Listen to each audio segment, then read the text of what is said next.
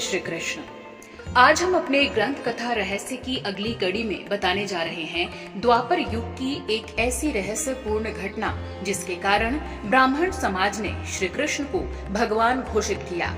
इस कथा का वर्णन शुक सुधा नामक ग्रंथ के 10वें स्कंद के 23वें अध्याय में वर्णित है, जो कि गीता प्रेस से प्रकाशित है।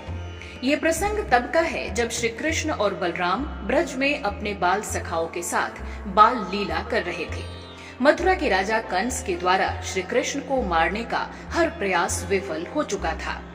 एक से बढ़कर एक महाबली राक्षस बालक श्री कृष्ण के हाथों मारे जा चुके थे, जिससे श्री कृष्ण की ख्याति सर्वत्र फैल चुकी थी और लोग श्री कृष्ण को भगवान का अवतार मानने लगे थे। किंतु ब्रज से कुछ दूरी पर ज्ञान वृद्ध ब्राह्मणों का एक गांव था जो वेद पाठी और कर्म कांड के ज्ञाता थे। वो सभी ब्राह्मण भगवत पूजा वेद के नियमानुसार करते थे, जिसके कारण उन्हें अपनी विद्या पर अभिमान भी था। एक दिन की बात है, बालक श्री कृष्ण अपने बड़े भाई बलराम और ग्वाल सखा के साथ जंगल में गायों को चराने के लिए गए थे कि इसी क्रम में सभी गायें उन्हीं ब्राह्मणों के गांव के समीप चली गईं, जिसके पीछे पीछे श्री कृष्ण और बलराम भी पहुंचे।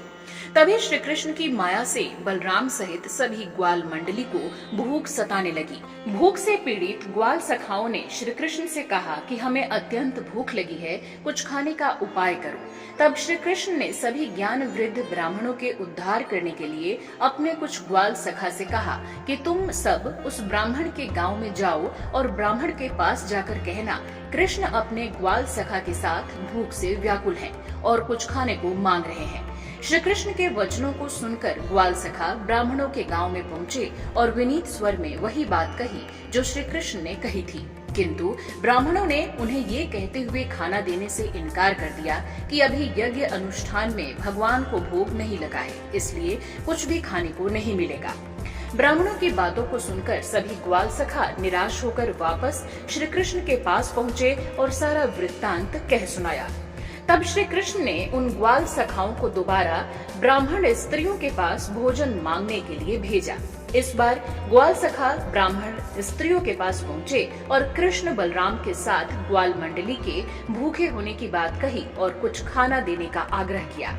जैसे ही ब्राह्मण स्त्रियों ने सुना कि श्री कृष्ण जंगल में हैं और खाना मांग रहे हैं, तो वो सभी श्री कृष्ण के दर्शन के लिए लालायित हो उठी और यज्ञ के लिए बनाए गए भगवान के भोग का व्यंजन थाली में परोसकर ग्वाल सखाओं के साथ अपने पति और संबंधियों से विरोध कर जंगल में चल पड़ी।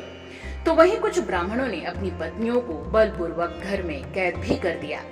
भोजन की थाल लिए सभी ब्राह्मण स्त्रियां जंगल में पहुंची और श्री कृष्ण की मनोहर छवि के दर्शन कर भोजन का थाल श्री कृष्ण को अर्पित कर दिया, जिसे प्रेम पूर्वक श्री कृष्ण बलराम और सभी ग्वाल सखा खाने लगे। इतने में पत्नियों का पीछा करते हुए सभी ब्राह्मण भी जंगल में पहुंच गए, किंतु दूर से ही जब श्री कृष्ण के भोजन करने के दृश्य को इन ब्राह्मणों ने देखा तो दंग रह गए, क्योंकि वहां साक्षात भगवान विष्णु शेषनाग और अन्य देवताओं के साथ मिलकर भोजन ग्रहण कर रहे थे। तब सभी ब्राह्मणों को बड़ा पछतावा हुआ और उन्होंने श्री कृष्ण के इस रूप को देखकर उन्हें भगवान मान लिया और उनकी जय जयकार करने लगे।